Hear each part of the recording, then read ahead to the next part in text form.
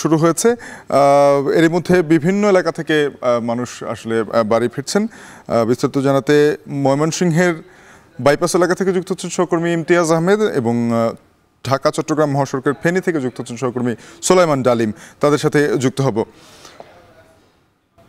এমতি জানাবেন যে ময়মনসিংহে বাড়ি ফেরা মানুষের চাপ কেমন দেখছেন, সড়কে এর ফলে কোনো যানজট তৈরি হয়েছে কিনা, কোন ধরনের বিশৃঙ্খলা তৈরি হয়েছে কিনা জানাবেন।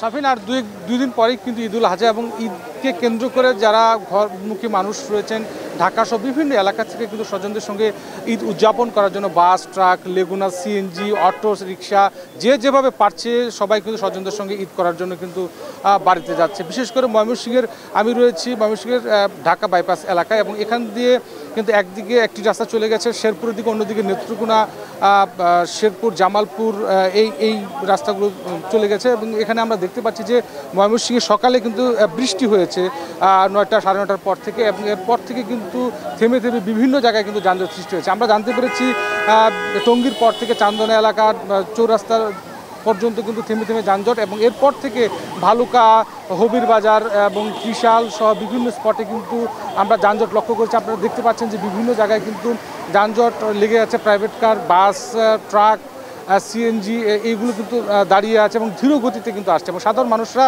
বরাবর যে অভিযোগটি করছেন সেটি হলো একেতে ভাড়া বেশি নেওয়া হচ্ছে, 2 থেকে 300 টাকা পর্যন্ত ভাড়া বেশি নেওয়া হচ্ছে, অন্যদিকে তাদের সময়টা কিন্তু বেশি লাগছে, 2 ঘন্টার পথ কিন্তু 4 ঘন্টা কিন্তু তাদেরকে পার করতে হচ্ছে।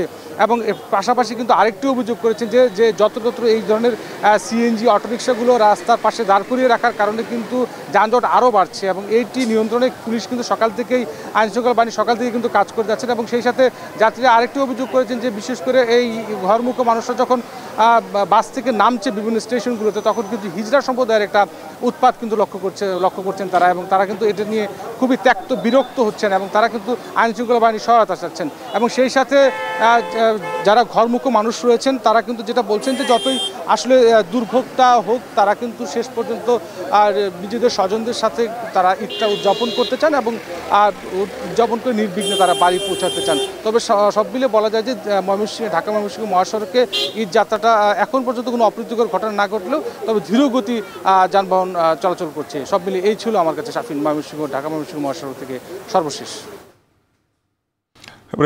ডালিম রয়েছেন ফেনী চট্টগ্রাম মহাসড়কে। ডালিম, জানাবেন যে ঘরমুখী মানুষের সেখানে কোনো ভোগান্তি রয়েছে, বিশেষ করে মহাসড়কে যানবাহনের চাপ কেমন দেখছেন, সেখানে যানবাহনের প্রাপ্যতা নিয়েও কোনো ধরনের অভিযোগ রয়েছে কিনা যাত্রীদের মধ্যে? শাফিন, ঈদের আর মাত্র 2 দিন বাকি, 2 দিন পরেই ঈদুল আজহা।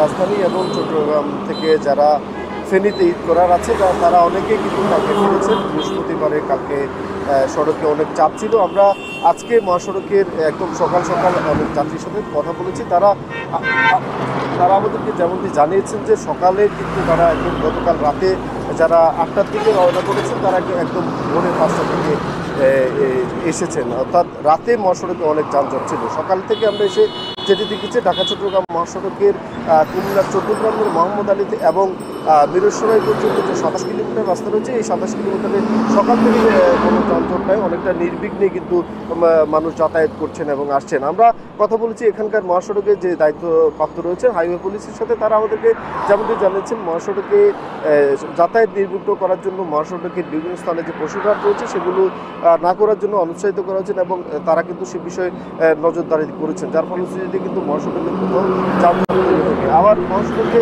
যদি কোনো পরিবহন দুর্ঘটনার শিকার হয় তাহলে তারা কিন্তু উদ্ধার করার জন্য একটি রেখার রেখেছেন, কুইক রেসপন্স টিম রয়েছে। এবং ফেনীর ঢাকা চট্টগ্রাম মহাসড়কের ফেনীর বেসিক এলাকা যেটি ঝুঁকিপূর্ণ এলাকা, সেখানে কিন্তু একটি পুলিশের টিম রয়েছে। এই ছিল ঢাকা চট্টগ্রাম মহাসড়কের ফেনীর থেকে আমার কাছে ঈদ যাত্রা সর্বশেষ। ডালিম, আপনাকে ধন্যবাদ। সহকর্মী সোলাইমান ডালিম এবং এর আগে যুক্ত হয়েছিলেন ইমতিয়াজ আহমেদ ময়মনসিংহ থেকে, যারা জানাচ্ছিলেন সড়কে ঈদ যাত্রার খবর।